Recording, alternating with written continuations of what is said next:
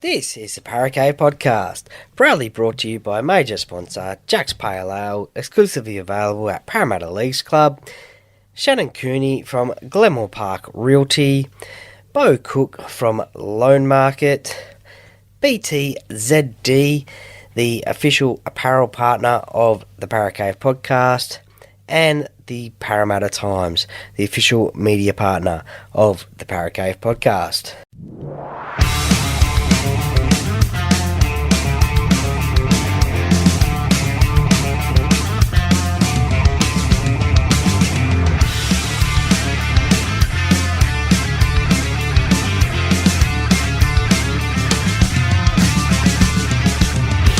Welcome to another episode of the Paracave Podcast. And now over to your host, Troy Warner, broadcasting live from the world-famous Paracave.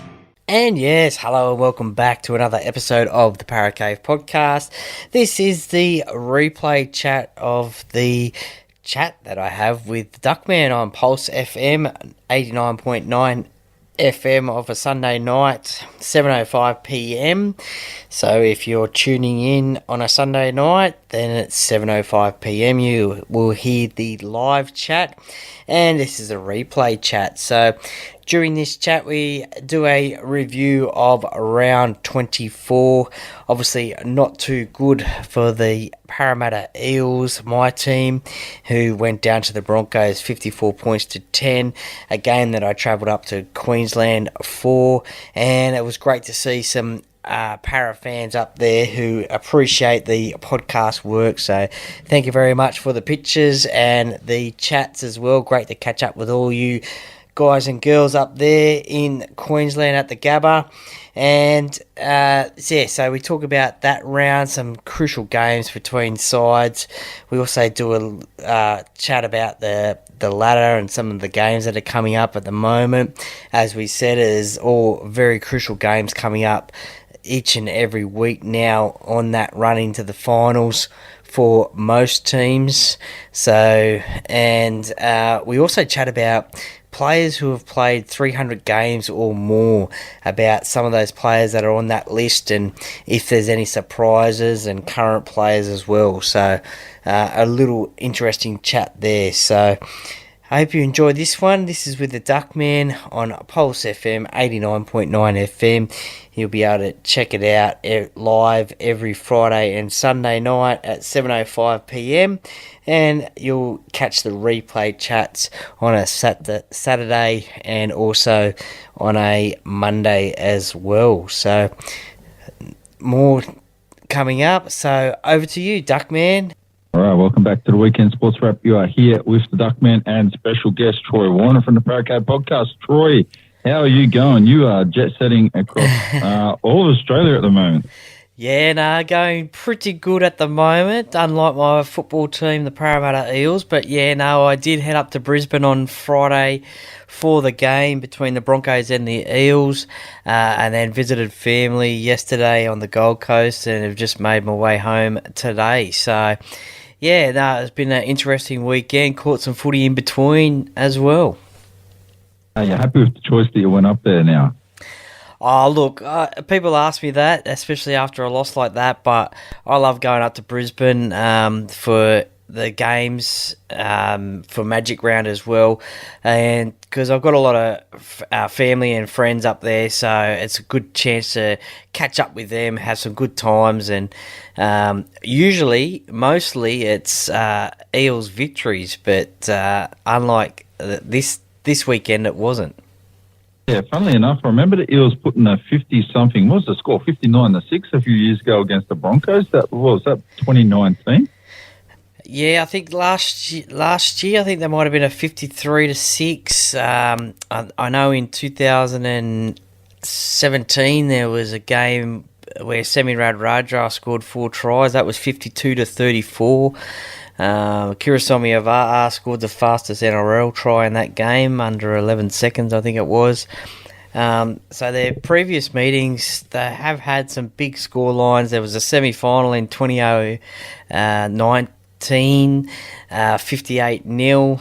They have had some big scores of late. So Unfortunately, on this occasion, though, Parramatta were on the other end of that scoreline.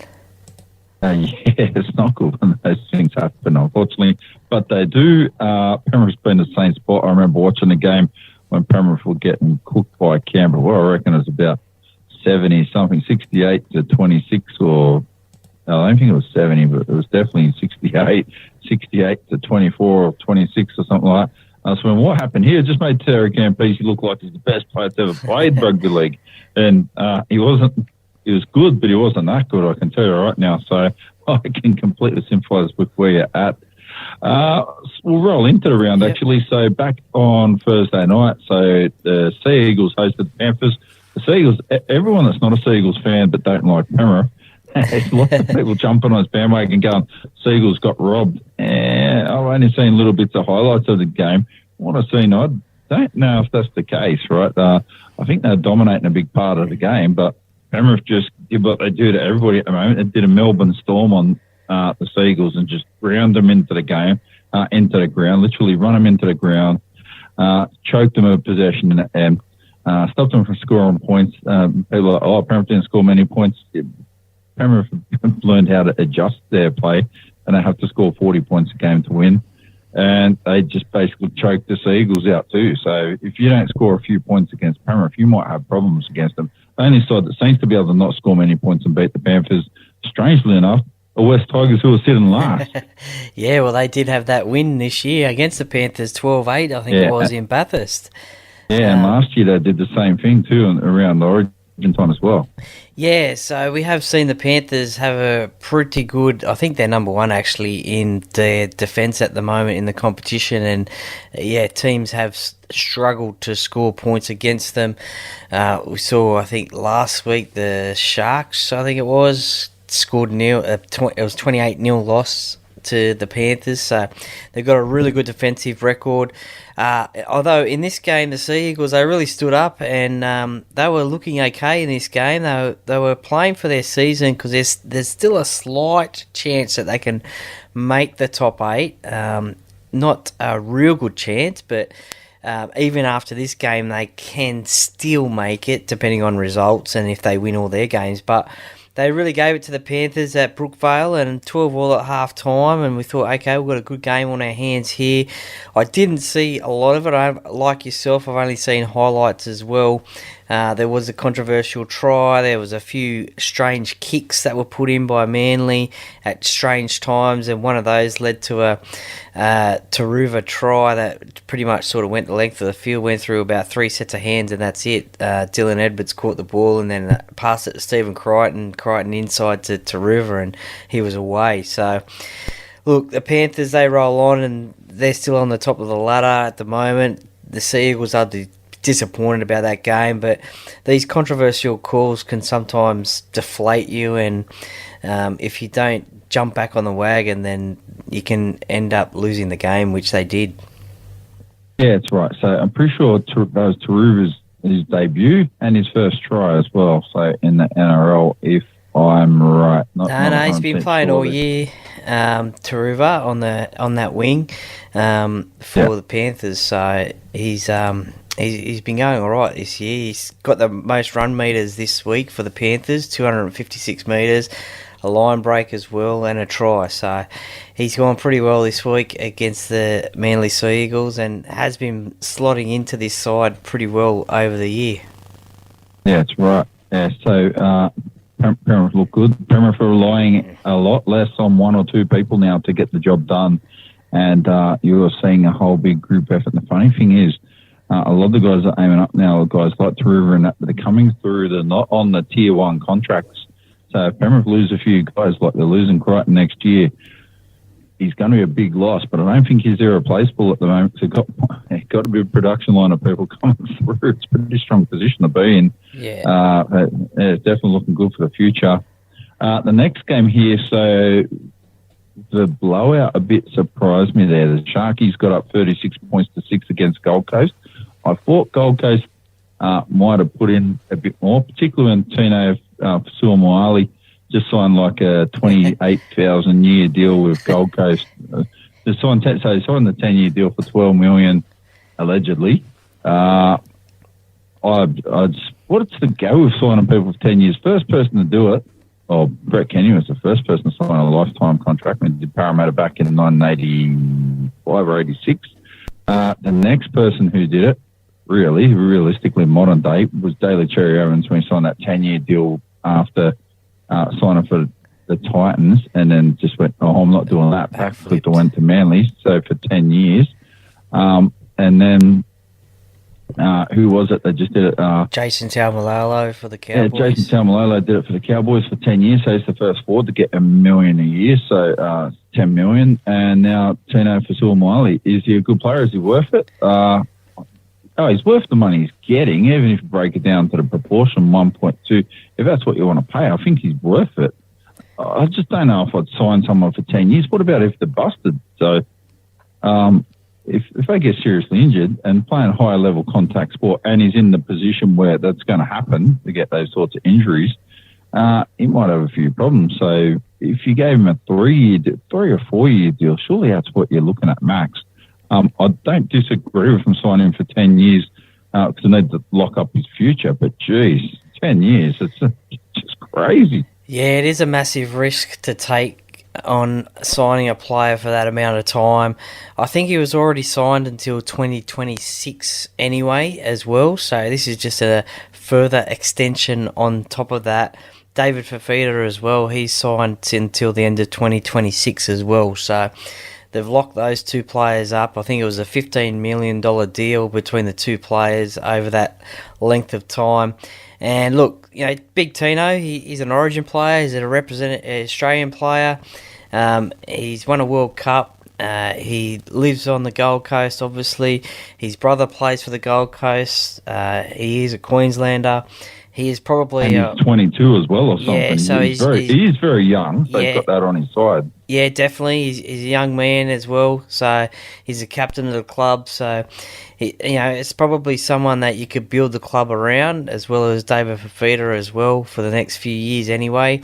You got new coach Des Hasler coming in, so obviously he would have had a little bit of an input into that as well, of how long he wanted to stay for. But as you said, it is a risk signing a player for that amount of time, but at least it's not going to be a contract distraction the next time he comes off contract, because you would like to think that this could possibly be, it might be his second last contract. He might, after this one ends, he might sign another deal for a couple of years, because he'll be 32 or something like that, coming towards the end of his career. So it's someone that you can build your club around, and they've got that deal done, so now it's less distraction and they can move on and look forward to 2024.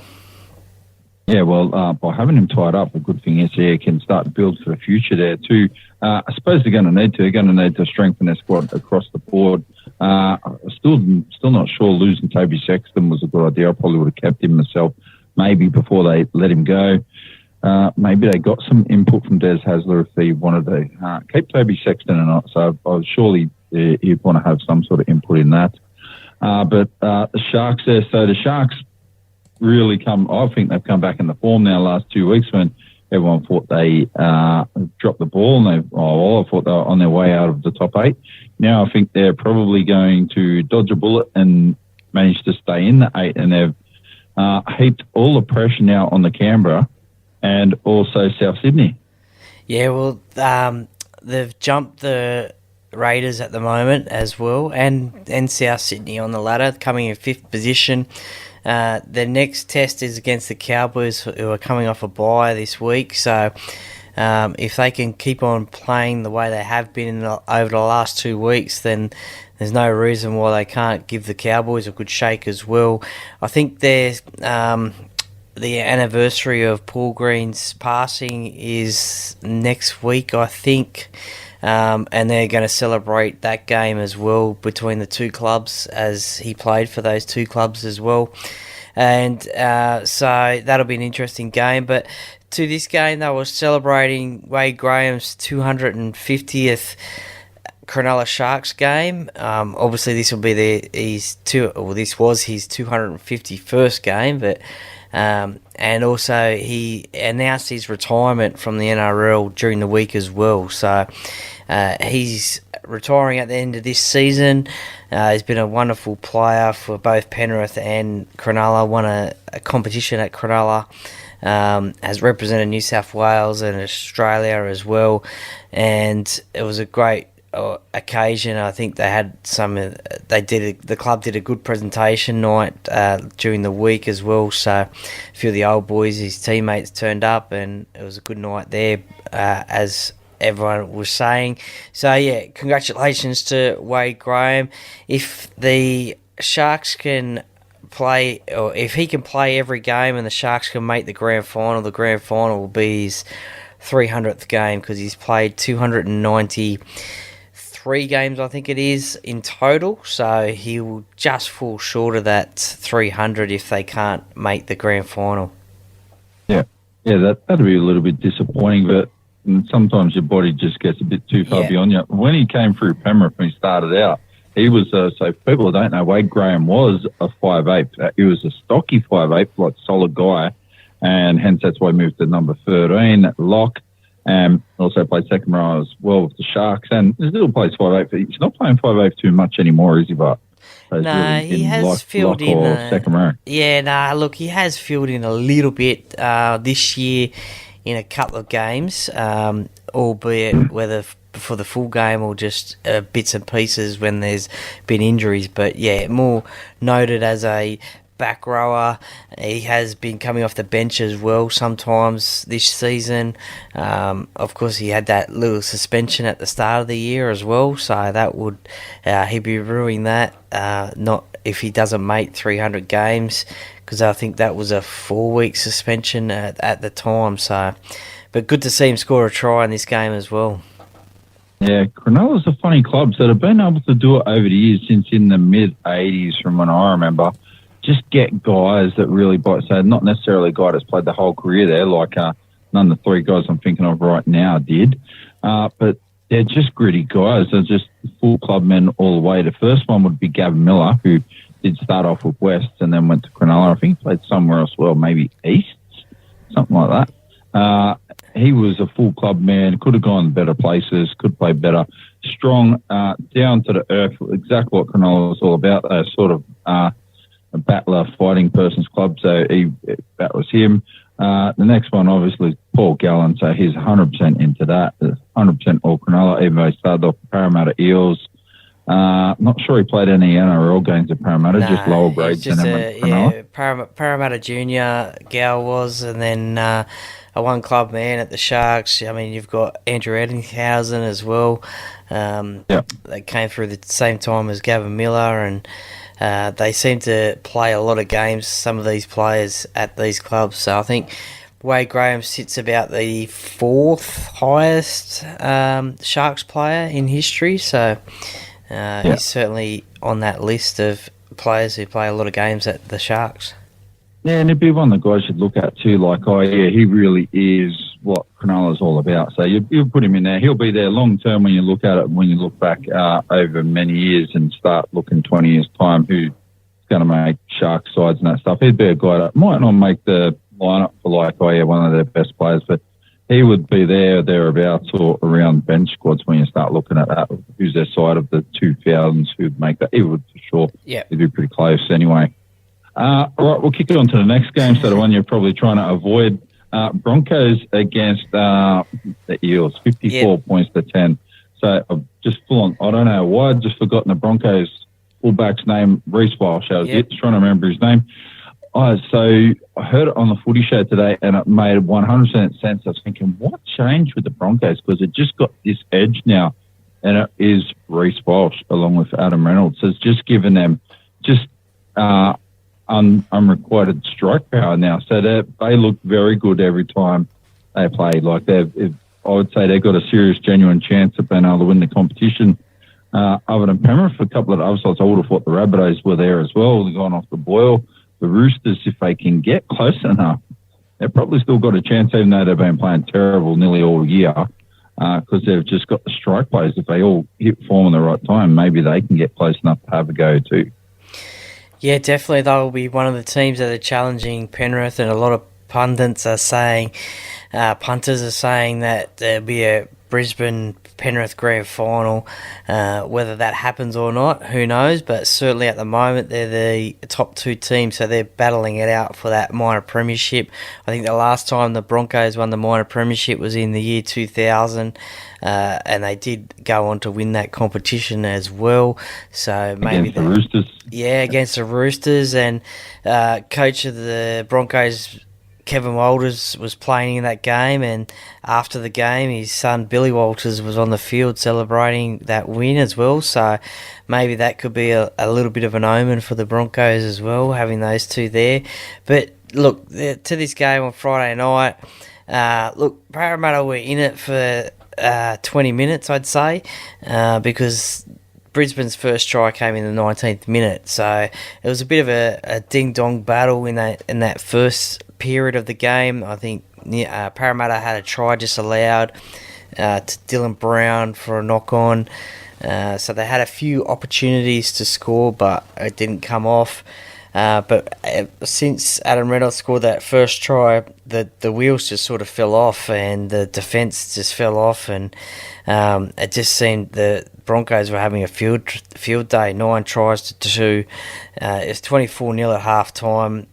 Early on in the game, a bit of friendly fire, Mitchell Moses and Sean Russell head clash, and it's now come out that Mitchell has fractured an eye socket / cheekbone, so he's going to be out for 6 weeks now, which is a massive dent in the Eels' charge to the finals. But it's he didn't come back on the second half. I think he wanted to. I think Coach Brad Arthur said he wanted to, but with that injury, he obviously can't. But that man that you mentioned before, Reece Walsh, he scored the last try of the game, and you're right, he has had sort of a new lease of life this year with coming back to the Broncos, and just having Adam Reynolds there. He gets involved in the play like any good fullback should, and he's just got speed to burn, and he's got some great ball playing ability as well. So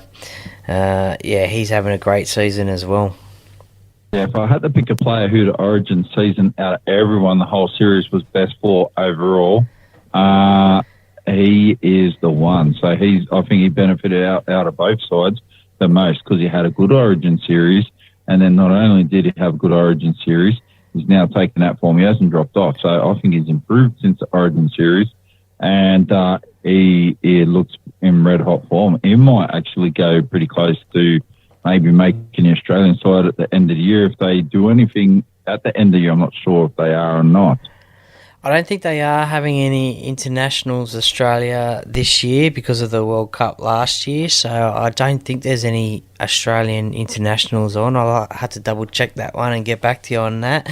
But look, the question has been asked by many people, if there was an Australian side picked today, who would you have as fullback? So there's a few names that have been tossed about. Obviously, you got James Tedesco as the Australian captain.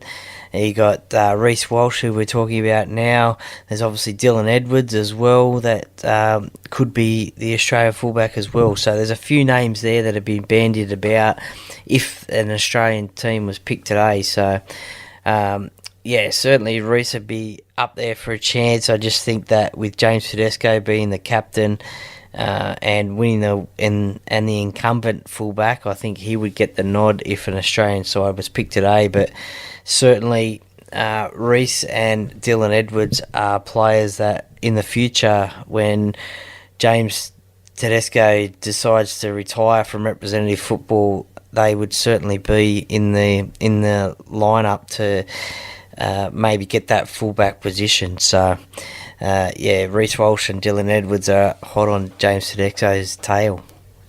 Yeah, absolutely. So they would be my choices outside of James Tedesco. Probably along with Kalen Ponga. In the next game, we'll have a look here. South took on St. George Illawarra, and not sure how good they played. I didn't see the game. They got up 26 points to 14. going by the result, it looks like a bit of a choppy result. A few people said Souths, they just don't look good. They want to get into form when they head into the finals, so they're not going to make it. St George Illawarra, from what I got told, were playing all right. And yeah, South sort of blundered their way through it a bit, got the job done, but apparently they're out of touch and they need to get it together.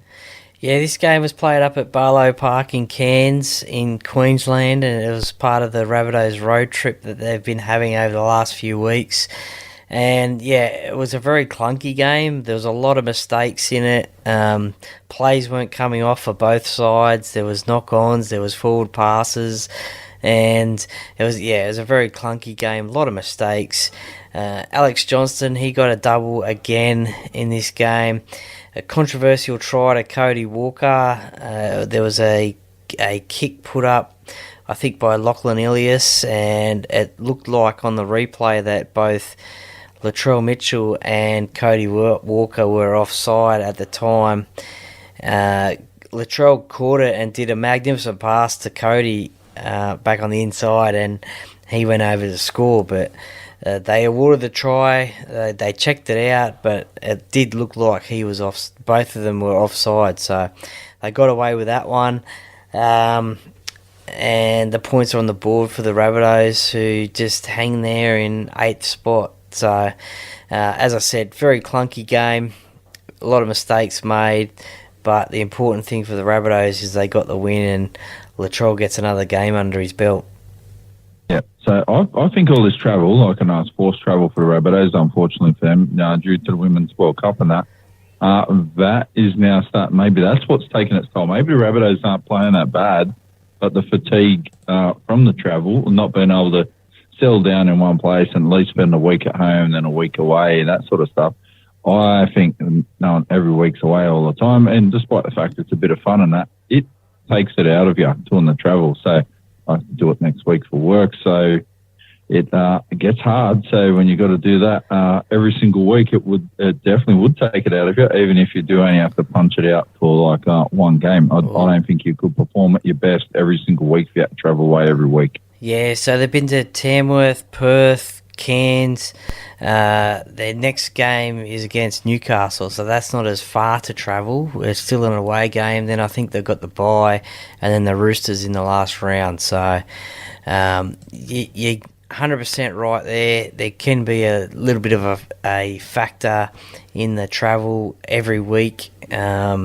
And to faraway places as well. I mean, we know that the Warriors do it every second, third week anyway as well in this competition, but to do it like 3-4 weeks in a row, it can get taxing. And as I said, thankfully for the Rabbitohs, they got the win against the Dragons this week. Yeah, absolutely. I'll kick on to the next game. So I was watching part of this game last night while I was watching the Matildas soccer game. West Tigers up against the Warriors. I thought West Tigers might actually run them down here and get the win. Warriors were playing all right, but West Tigers, despite the fact that they really don't have a team full of superstars there, they think they completely got dudded by the ref. There was some foul play there, it's not flash, and they're upset that their guy got pulled up on it. They lost 30-22, but I thought they looked pretty good. And so from what I can tell too, I think they're right in the hunt now with Mitchell Pearce, because the Roosters said they're not signing anybody. So Mitchell Pearce, if he comes back to Australia, really needs to look at someone like the Tigers if he wants to have a run. They're already looking at Blake Austin, and I am nearly certain now from some info getting around Penrith, the Penrith team, not inside the camp or no one in it in particular. They think that Jerome Luai may in fact go somewhere else and take money. So wherever that might be. Yeah, well, that's certainly an interesting one. And myself, like you and millions of other Australians, I was watching the Matildas game when this game was happening, so I haven't seen any highlights or anything, but just going off the score there, it did look like the Tigers had a dig and really tested the Warriors. This game was in Waikato in Hamilton in New Zealand, so the Tigers have taken a home game over there. and it was good to see them do that. I think the Tigers take a game over there every year as well, as a home game for New Zealand fans, but it was good to see that 25,000 people turned up for that one, and the Warriors, well, they got the win in this game, and they march on as well at the moment. Yeah, they're looking very good, so they'll keep on going on. They'll be happy. Could have done it a little bit better, a little bit cleaner, but at the end of the day, they still got the win. Tigers are still on the bottom of the table, and Warriors are just locking it up more in the top four. So, particularly for the middle part of the table, moving around every week. So the next game, not surprised by the result or the scoreline. Actually, the Roosters got up against Dolphins, 30 points to 14. It's going to get hard for the Dolphins now, I think, because they've got a lot of young guys that have come through, so they're not used to playing 27 games in a year, high-level competition. They're good players still. They're still going to do a good job. They're going to finish where probably they really deserve to finish, that outside the 8.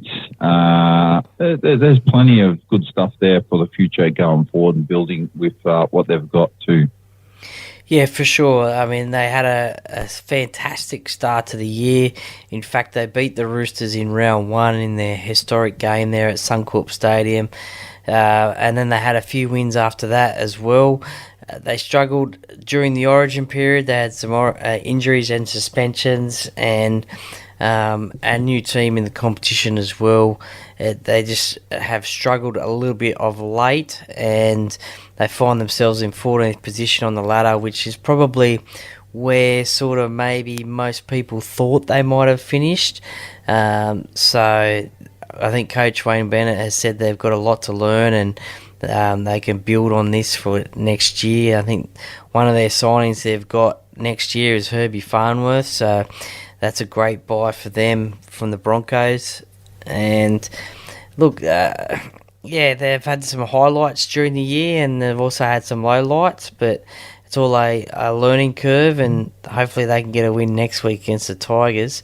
And look, in this game against the Roosters needed this win to stay in touch with that top 8. Again, there's a slight chance that they could still make it if they win all their games from now on. They went back to Allianz Stadium, their home ground, and they got the win. So they just hang in there for a possible top 8 position.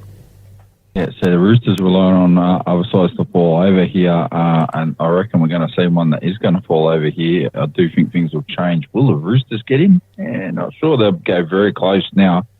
The next game here, this where I think it's going to fall apart. Melbourne got up 48 points to 2 against Canberra. We've been talking about it for ages now. The Canberra's differential is not flash. That is not going to help, because now, even if the Raiders can do enough to finish in the top 8 and they're on the slide, they're going to end up on point. If they end up on points with someone, the other person's in, because no one else has got that's in contention there a worse for and against than the Raiders. So, and the Raiders haven't been smashed by heaps, but a couple of losses they had in that, and these blowout losses here and there, that is really going to hurt them now to make the top 8.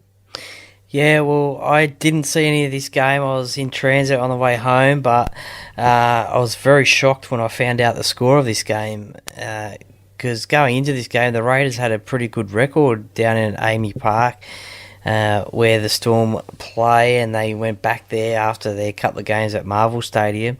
And yeah, the Raiders had a couple of good records there. They knocked the Storm out of the competition last year by beating them down there in the semi-finals, but I was shocked in the scoreline of this game, 48 points to 2, and seems like it was a really good warm-up game for a couple of weeks' time for the Storm. And the Canberra Raiders, they kicked a penalty goal, and they obviously thought they were going to get off to a good start by doing that, but then obviously the Melbourne Storm have turned it on. But as you said, the Raiders, that puts a huge dent in their for and against. They sit on minus 120 differential at the moment, and in the top 8 you don't want to have a negative differential, which they do. They sit on 30 points at the moment, so they're in sixth position, just 1 point ahead of the rampaging Newcastle Knights at the moment, and the Rabbitohs on 28. So there's about 4 teams that could possibly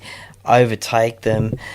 It depends on if they win their games and if Canberra win their games. So I think they have to win 2 out of their last 3 or something like that to secure a top 8 position. But they'll be really disappointed about today's performance, and the Storm, they'll be happy about it, and they march on.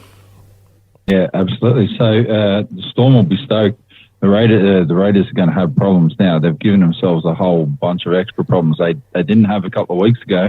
They lost a couple of games, and now they're right in the mud with a couple of other clubs here to fight to stay in the top 8. So they're lucky they had a bit of a buffer there.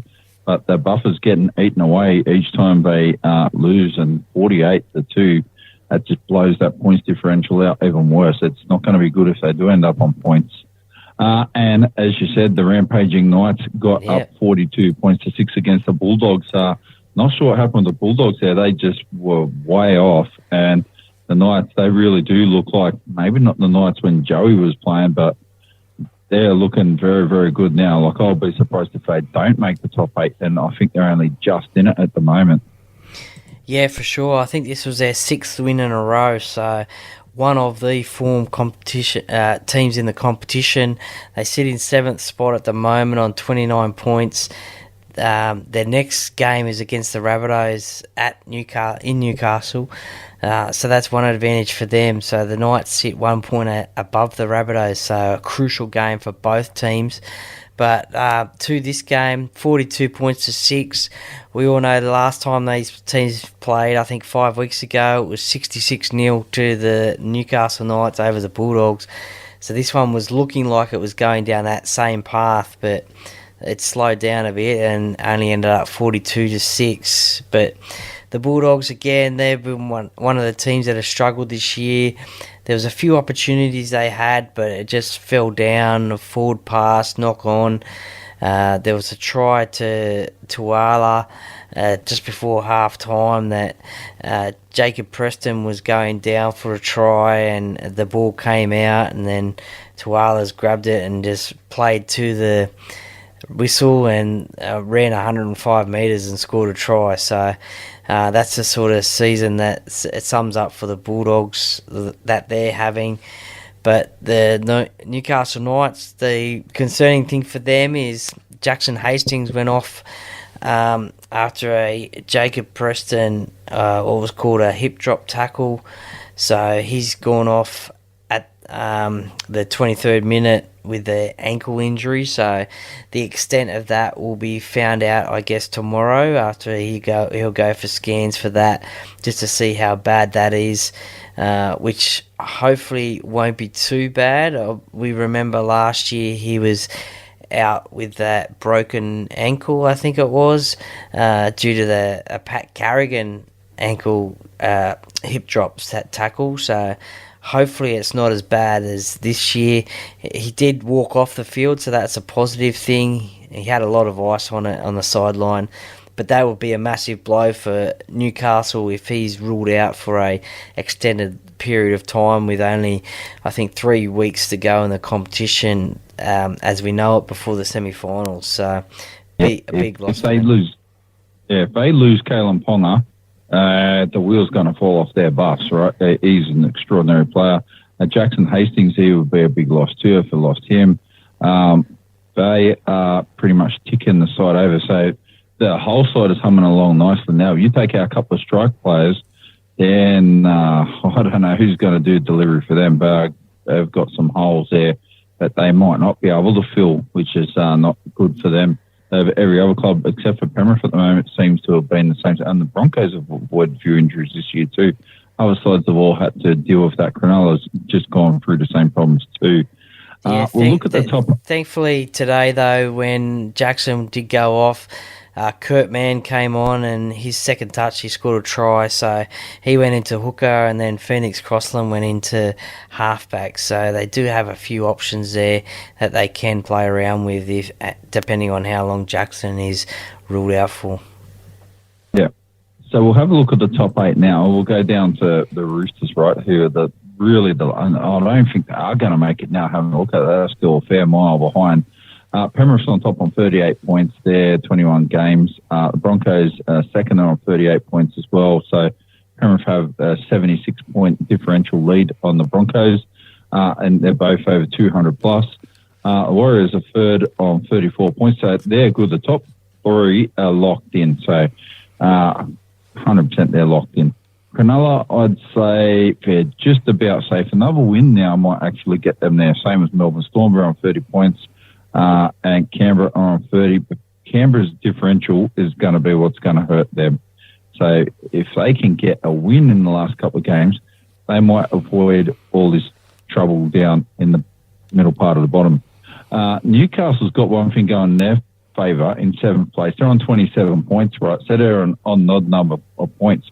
If they could get 2 wins, I think they're going to be all right as well, because they're going to jump over someone. If they only get 1 win, I'm not sure it's enough, because I think you probably need 30 points to make the top 8 this year, or at least 30, and then hope for the best to some level. Then you've got the Cowboys, Souths and Parramatta, or the Cowboys are in 8th with Souths. It doesn't make sense what they're saying. They're both equal on 28 points. The Eels are in 10th on 26. And so that's where the fun stops there, really. So Manly is in 11th on 25. I don't think they can do it. I just don't think they're in enough form.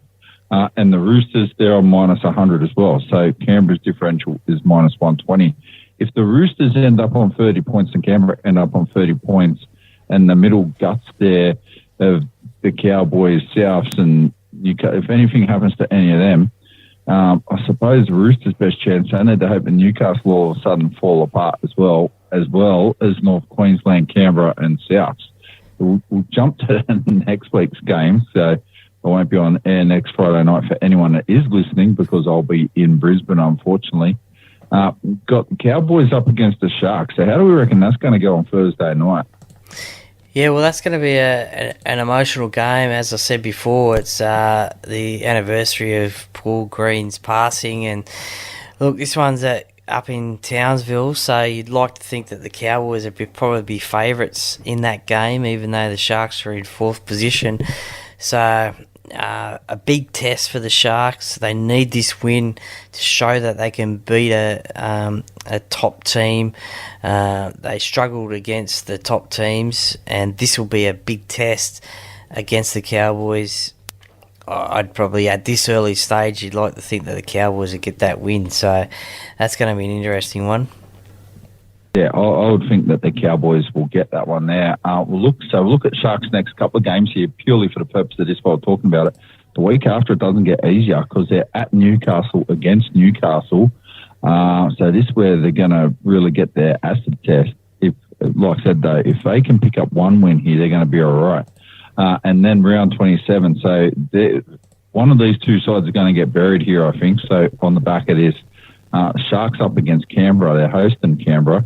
They're going to have fun there. So we'll look at Canberra next week as well. So we'll jump down to them first. They're up against the Bulldogs next week. I would think they're going to win that. I would be surprised if anything other than a win will happen for Canberra against Canterbury next week. So they should be able to get through that. The following week, they've got the Broncos at Canberra as well. But that's not a lock, that one. I wouldn't say that's a guarantee in the last round against Cronulla. This is where they're going to have a few issues.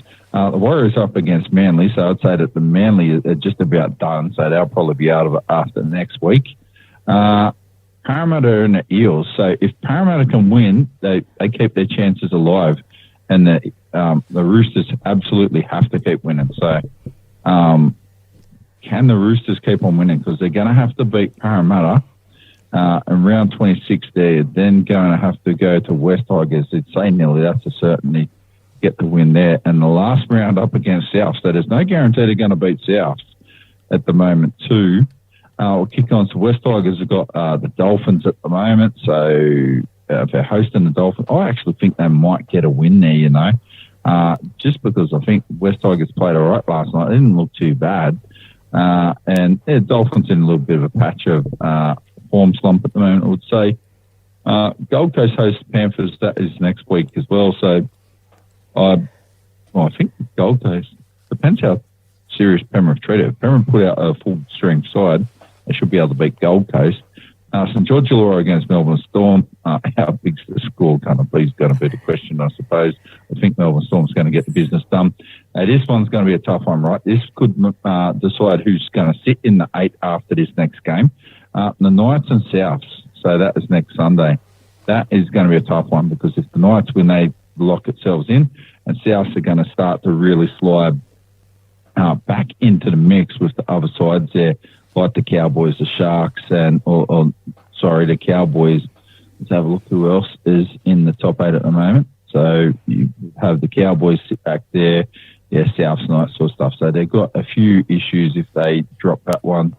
Canberra and Canterbury, so that should be a win there for Canberra. So how do you think those ones will go, though? Looking at Warriors and Manly, obviously Warriors will both say Warriors should get the win there. Yeah, you'd like to think so, and just keep their momentum happening.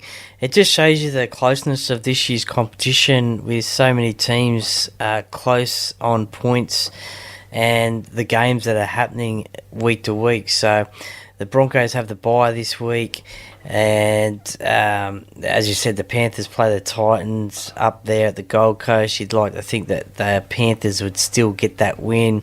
The Storm play the Dragons, so you'd think that the Storm would get that one. The Sharks and Cowboys, well, that could go either way. Raiders and Bulldogs, as you said, probably the Raiders would get that win. Newcastle and South Sydney, that's a crucial game as well, with Newcastle in 7th position, the Rabbitohs in 8th.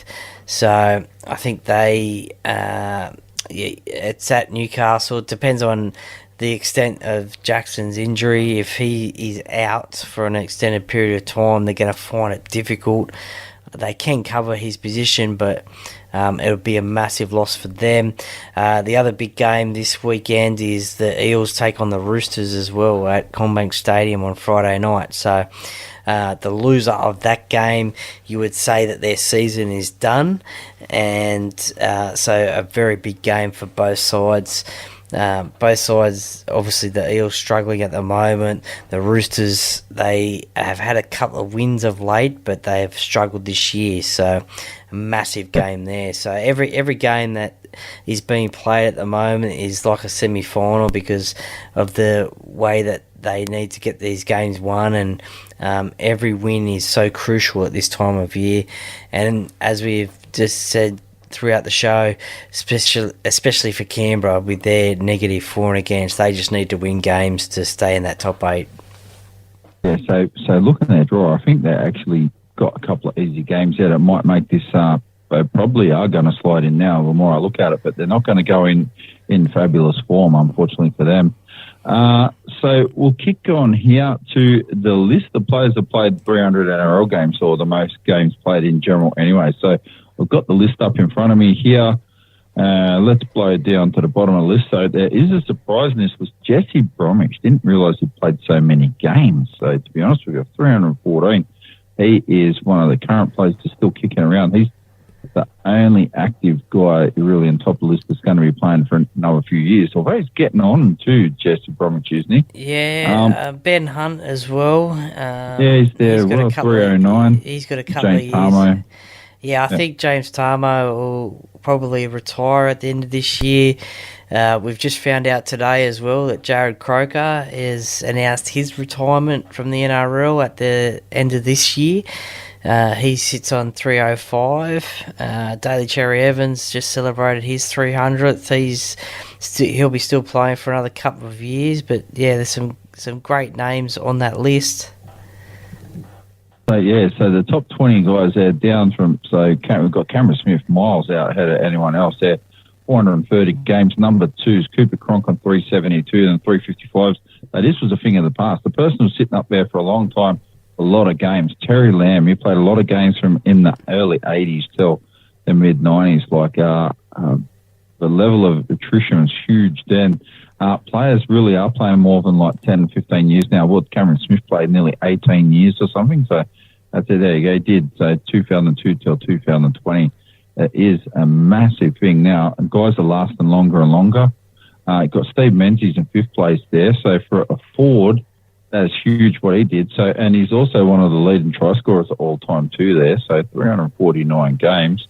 Does anyone really stick out there like Chris Heinington? So surprised how many games he played too, 338. So I didn't realise he'd been around for so long doing it. So I suppose looking through that list, if you come right back, Jeff Gerard was the first person to make 300 games there. So he's in 7th, 8th place now on 325. And he was playing in the 70s through to the 90s.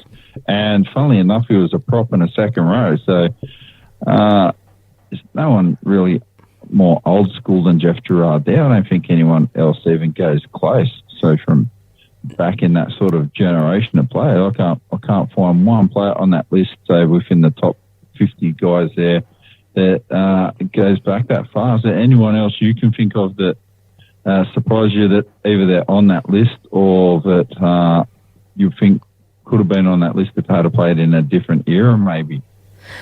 Oh, look, I mean, as I said, there's a lot of champion players on that list. So, players like John Morris, who's played 300 games, Simon Mannering from the Warriors, 301. Just these people have had a lot of Mitchell Orbison from the Roosters, 306 games. So you can generally see that the players from the 2000s onwards have played over 300 games. There's 49 players who have played 300 games or more on the list. So generally those players that have played from 2000 onwards, probably due to the recovery sessions and the scientific things that have come into the game as well, the training methods as well that have come into the games have prolonged players' careers. But yeah, one of my favourites there, Nathan Hindmarsh, 330 games. One club player, Andrew Eddingshausen as well, 328, one club player. It's just great to see these one club players do over 300 games, especially when it's so hard to do in this NRL era now with the salary cap that's put in place. So, look, you could build probably a good maybe 2 sides out of that list, I reckon, in terms of teams to play against each other, and I reckon it'll be a great game. Yeah, that's right.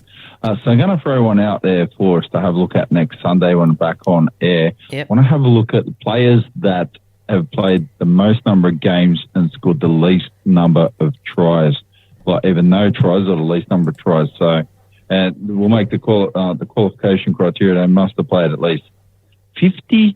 So 50 games. We'll try to come up with a list there, and I'll find that. So good is the NRL got some good stats. So I'm sure we'll be able to do this, and we'll talk about this next week. So very interesting. We're going to look at some of the anomalies here, just different quirky facts. In a couple of weeks' time, probably look at players that have played for the most number of clubs as well.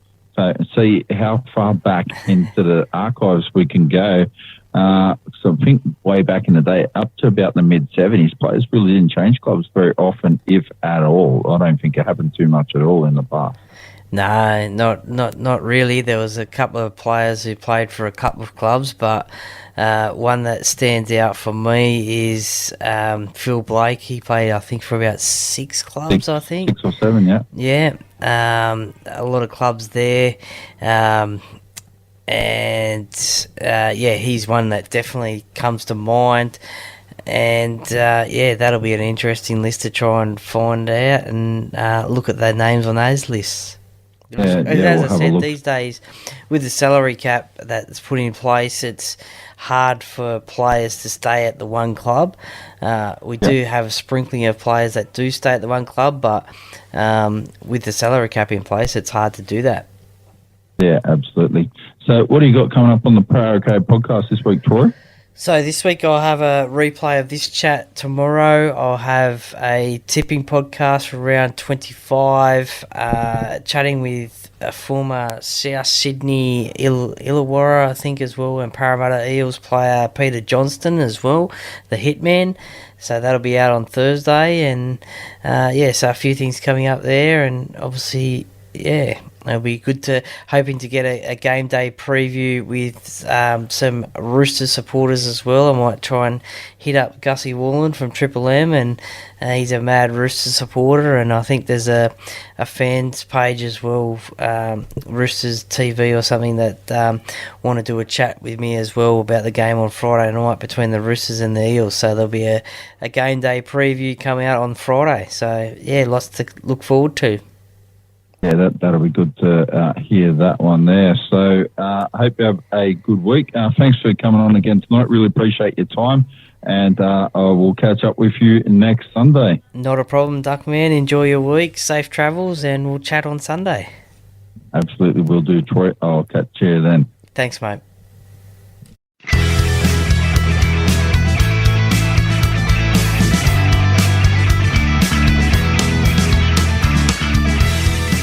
Thank you for listening to another episode of the Paracave Podcast. See you next time.